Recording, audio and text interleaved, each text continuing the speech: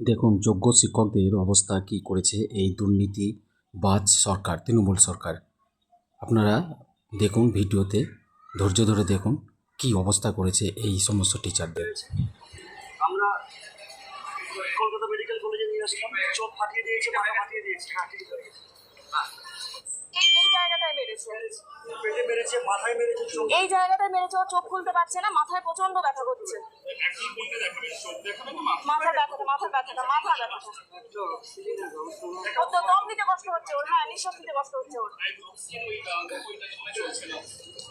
সাইডে একটু সাইড করে আনুন তাহলে, প্লিজ একটু তাড়াতাড়ি করুন। ভাই ভাই ভাই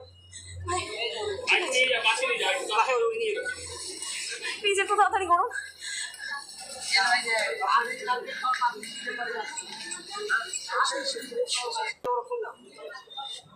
দাঁড়ান দাঁড়ান দাঁড়ান, একটু দাঁড়ান। রজত একজন যোগ্য শিক্ষক।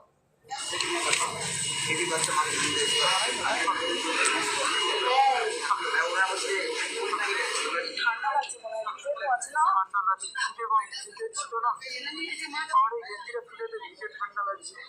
পুরো ভিজে গেছি। এই টাকাটা ধরো ধরো ধরো।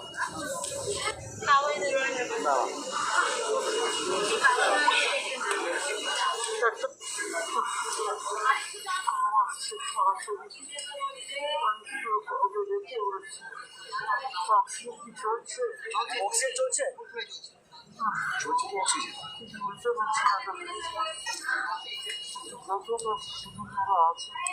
কথা বলেছে, আসছে আসছে আসছে আসছে।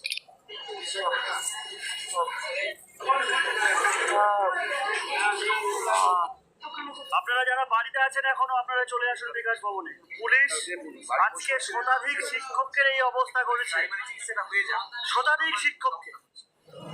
রজত আমাদের অত্যন্ত মেধাবী একজন ছেলে।